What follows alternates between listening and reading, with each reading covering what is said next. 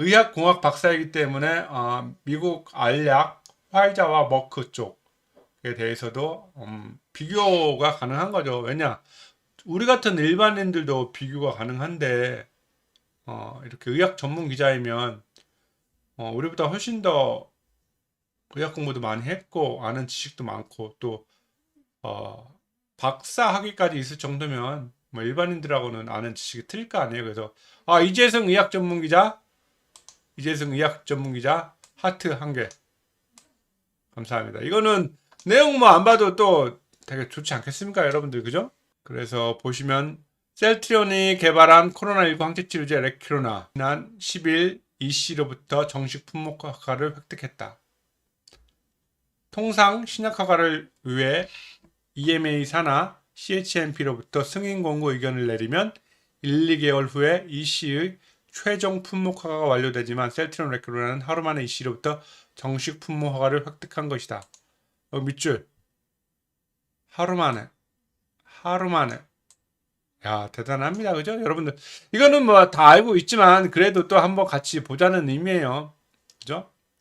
요게 중요합니다. 요게 지금 코로나19 토종 치료제 셀트리온 미국 MSD 및 화이자와의 장단점 이렇게 했는데요. 현재까지 개발된 코로나19 치료제 가운데 먹는 알약 형태의 경구용 치료제의 경우 항바이러스제이기에 일주일 동안 지속적으로 복용해야 되는 거예요.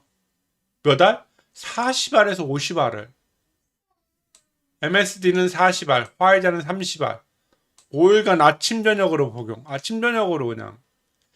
이에 반해 항체 치료제는 레키로나의 경우 1회 투여만으로 치료 효과를 기대할 수 있으며 특히 입원 환자의 경우 정맥 주사 투여 방식인 셀트리온 레키로나가 경구 치료제보다 훨씬 더 편리하고 빠르게 효과를 얻을 수 있다. 이게 중요합니다. 레키로나가 경구 치료제보다 훨씬 더 편리하고 빠른 효과. 환자가 입원해 있는데 알약 5일간 아침 저녁으로 먹으면서 그거 처방받고 싶겠어요? 아니면 1회 정맥주사 투여로 인해서 빠른 효과를 얻을 수 있는 걸 원하겠습니까?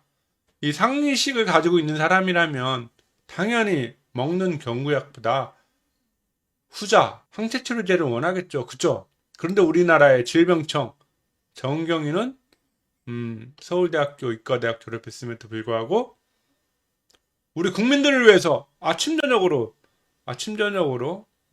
40알, 30알 일주일 동안 먹어야 되는 경구용 약을 선구매하고 있습니다. 감사합니다, 질병청장님. 오늘은 제가 이 정도 톤으로 말씀드리도록 하겠습니다. 두 번째로 셀트리온이 레키로나가 CHMP로부터 승인 권고 의견을 획득하면서 치료제에서의 효능과 안정성이 입증된 점. 효능성과 안정성이 입증된 거죠. 어디서?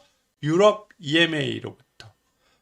레키로나는 미국, 스페인, 루마니아를 포함한 13개국에서 1315명의 환자들을 대상으로 글로벌 임상 3상을 진행했으며 임상 결과 중증 코로나19 진행될 고위험군 환자의 경우 코로나19로 인한 입원 또는 사망 위험이 72% 줄어든 것으로.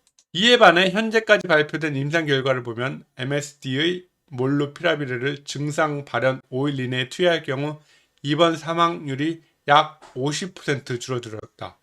화이자의 팍스로비드의 경우 증상 발현 사흘 내 투여 시 사흘입니다.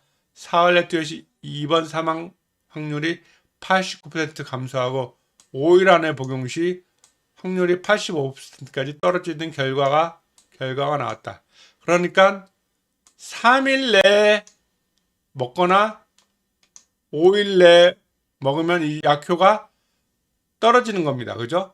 89%에서 85%로 5일 이내에 먹으면. 문제는 MSD 몰루피라빌의 입원 사망 확률 감소가 효과가 50% 정도에 그치고 두 치료제 모두 제한적인 임상 결과. 이게 중요합니다. 의학 전문 기자, 의학 공학 박사가 이렇게 쓴 겁니다. 두 치료제 모두 제한적인 임상 결과만 공개해 대규모로 약을 복용했을 때 안전성, 이거 중요하죠. 안전성이 현 단계에서 안심할 만큼 입증되지 않았다. 이거는 과학적인 팩트잖아요. 입증되지 않은 거예요. 아직까지 안전성이. 이 약에서 가장 중요한 게 효능보다도 안전성입니다. 왜?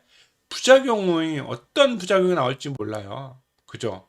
왜냐하면 안정성이 확보되어야 하는데 이 팬데믹으로 개발 기간이 충분하지 못했기 때문에 그런 거죠. 그럼에도 불구하고 셀트리온 항체 치료제는 1년 남짓한 기간 동안 부작용 없이 안전성은 벌써 우리나라에서 22,000명에 투여가 돼서 확보가 됐죠. 안전성과 효능성이. 실제 데이터가 있기 때문에 EMA에서도 그렇게 하루 만에 승인을 내준 겁니다. 자, 보세요.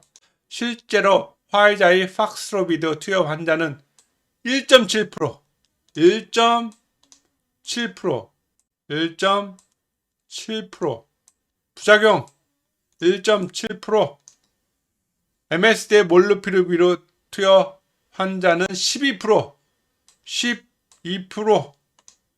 이거 12%짜리는 이거 누가 먹겠습니까, 여러분?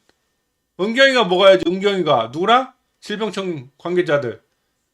그리고 1.7%는 조금 낮으니까 요거는 식약처 애들 줄까요? 식약처? 얘를 줬으면 좋겠습니다. 마지막으로 화이자와 MSD 코로나19 구강용 치료제는 경구용 치료제죠.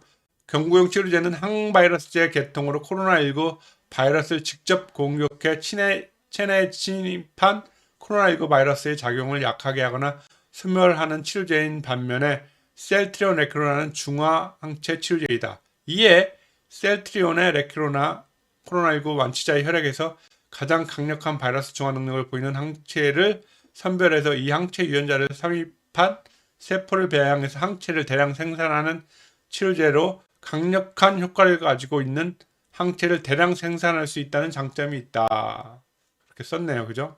하지만 치료제 제조 비용이 많이 들며 코로나19 바이러스와 같은 경우는 바이러스의 스파크 부분의 변이가 많아서 항체 치료제를 개발하더라도 변이에 대한 대처가 가능한지 여부가 문제대도 되고 있었다. 그러나 자 보세요. 그러나 국내 셀트리온의 경우 삼상과 동시에 실전 투입, 그죠? 우리나라에서 실전 투입됐죠.